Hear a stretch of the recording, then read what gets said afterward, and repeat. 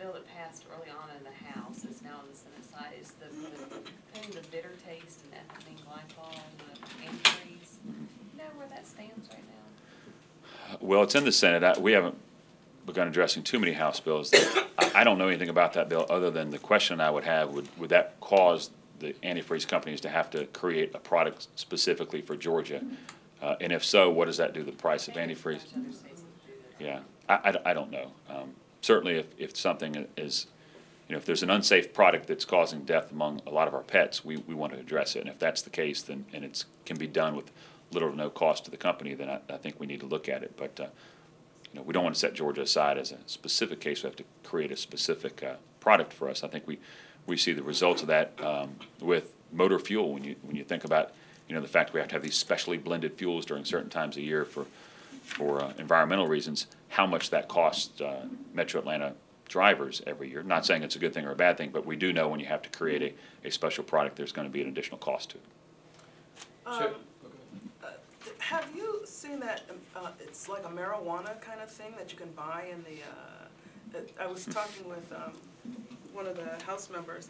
Is the Senate going to be taking up this? It's like an incense sort of thing, but it's smokable, and I'm not sure even what it's called. What is it called? It actually looks like catnip. The days of catnip have returned.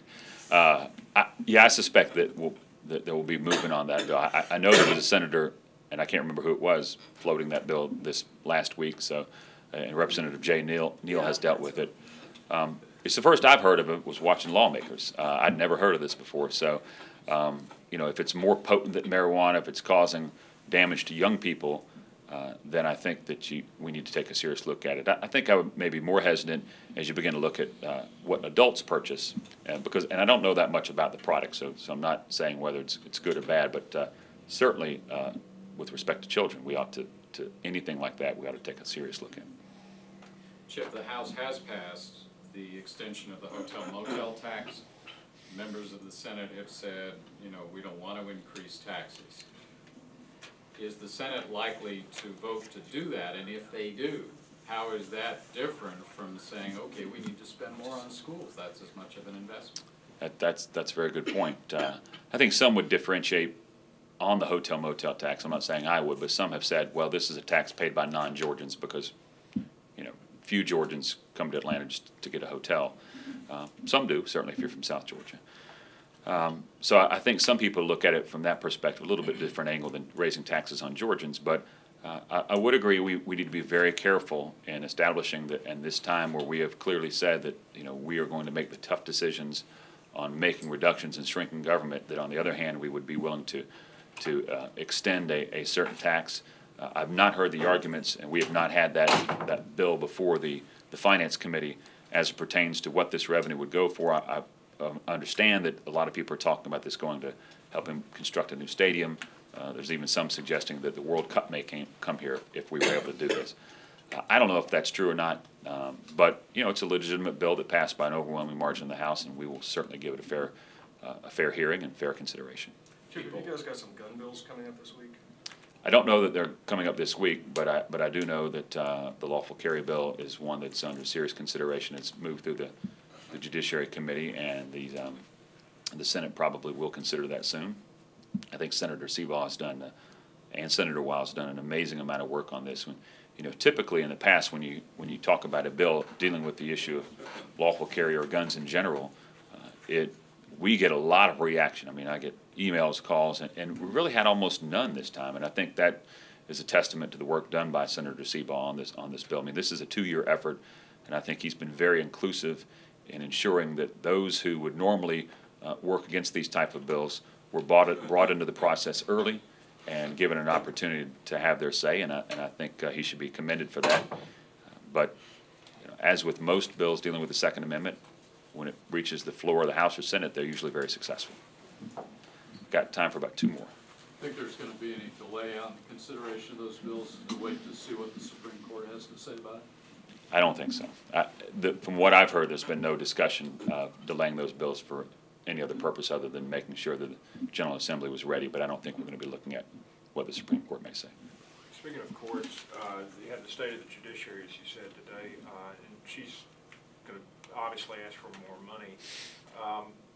What kind of reception is she likely to get? I mean, she's saying these constitutional duties, we've got to have it in a function.